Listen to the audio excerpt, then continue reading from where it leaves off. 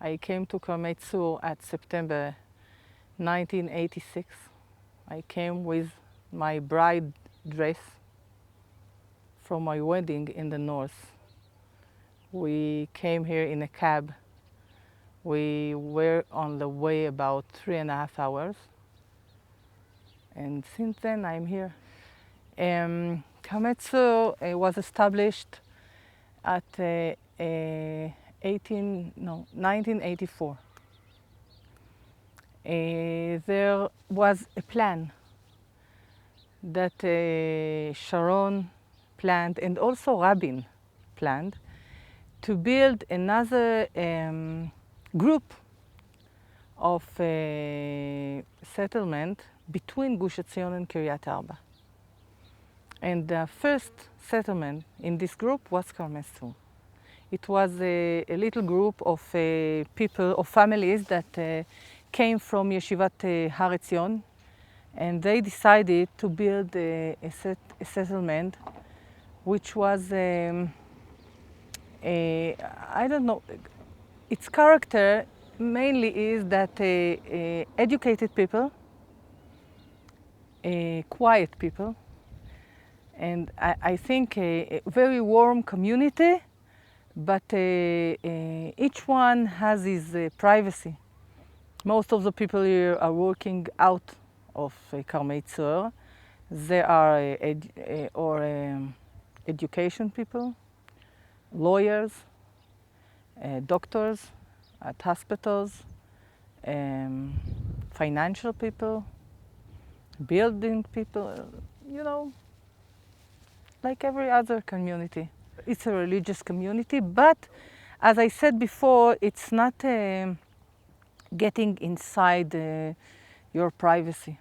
We do not let our religious feeling to damage the privacy of people. We believe that you must respect each one with his own way, and this is how we live here. I was the 11th family that came here, and today we are more than 150. You know, the growing of this place was in pulses. When the atmosphere was difficult, and you know, the road was difficult, and we lost some friends here on the road that were on their way home. Two of them were murdered by Palestinians that came into Karmei Tzur, and murdered the husband with a knife, and his wife that it was in her 9th month pregnancy heard him shouting and got out of her house, and they murdered her, and we couldn't save the baby. And one of them, Dr. Shmuel Gillis, was murdered on his way home. He was a very considerable doctor in Ein Kerem, and a very good friend of all of us. These are 3 men that we lost by by people who lived around us. I don't think that all of them support this. I know that after Shmuel Gillis was murdered, his wife, his widow, got phone calls from people that he took care of in Betumar, and not just from Jewish places, and they all felt very sorry for her.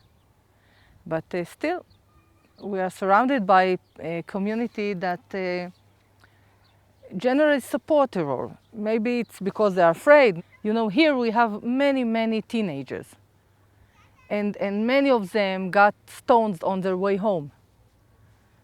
And not one of them throws stone back ever. I live here 26 years. Not one of them throw stones ever back.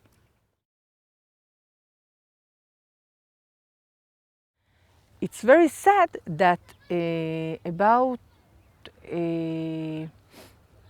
I think 6 months ago, They came with some demonstrating people, and they burned a field that belonged to one of our friends here, Mr. Ezra Shvat, Dr. Ezra Shvat. They burned it.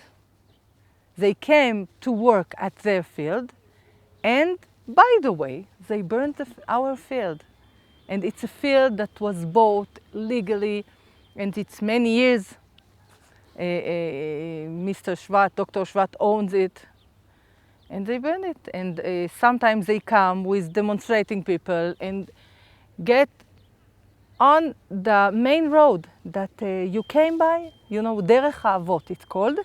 If you looked right, you saw olive trees that are ours, and beyond them there were an orchard of grape. We do not touch them. Children here are educated not to pick fruits from them. And you know, there is one place that they told us, you can take it. We don't want it. The man who owned it died and his family left. And still I can show you the place. The trees are standing on their place and no one touching it. When we established this place, we made a serious research about the lands, who owned each meter around here. And we didn't touch, until today, we didn't touch 1 centimeter that belong to private people. We respect it, we won't hurt no one's property ever. We are a religious place, and it's anti-religious to do such thing. The religious tell us not to touch property of people, whether it's Jewish, whether it's Palestinian, whether it's Christian. We can't touch it. It's not ours. And we do not do, we never did so. When we established the place, our guest of honor was the head of Bet Umar. He came here to the party, the security minister, the building minister, and also the head of Bet Umar. He brought 4 goats present to the kindergarten that we had here. And in that year, at the Independence Day of Israel, we went to a picnic, a common picnic with the people of Bet Umar in a forest that's called the Fox Forest.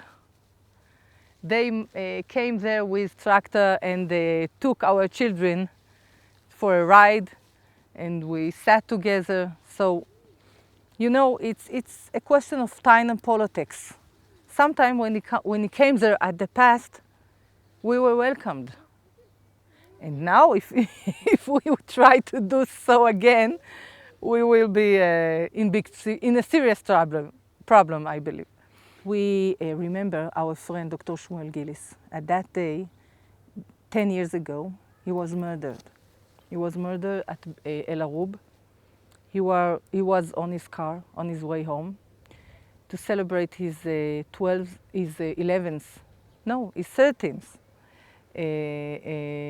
birthday of his eldest daughter. And on the way from a passing car, they were shooting, and he wounded in his head and killed immediately. It was a big trauma for us because we loved him very much. He was a very good friend of mine, of my husband, and since then, every year we mention that day. And every year we do it with all kinds of way. In some years we do it by making a trip from Tzomet Gush Etzion to Karmei Tzur to walk on the way, on his last way.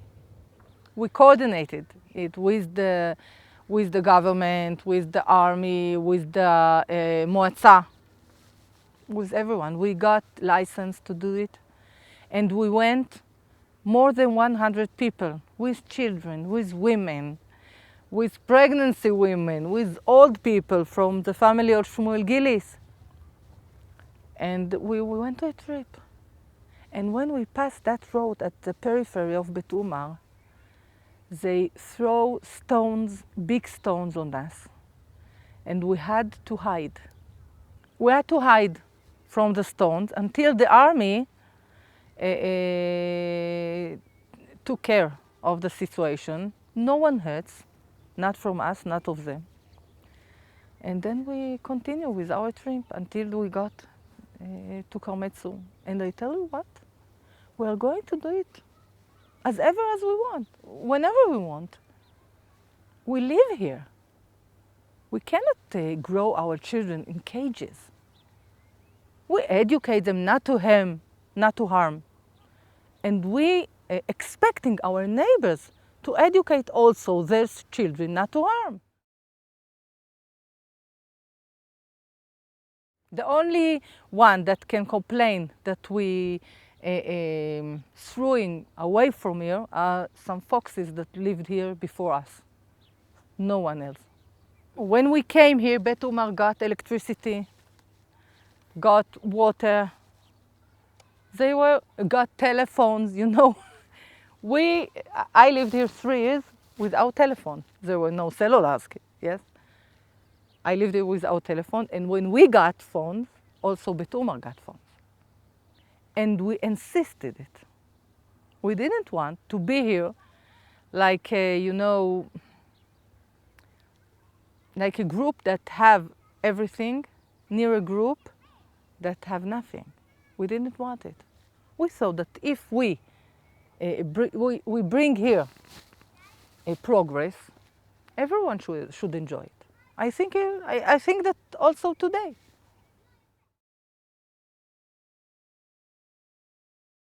Here, every Shabbat, every Saturday, at noon, between 12 to 1:30, there is a demonstration here with stones, with shouting. It's a very nice meeting.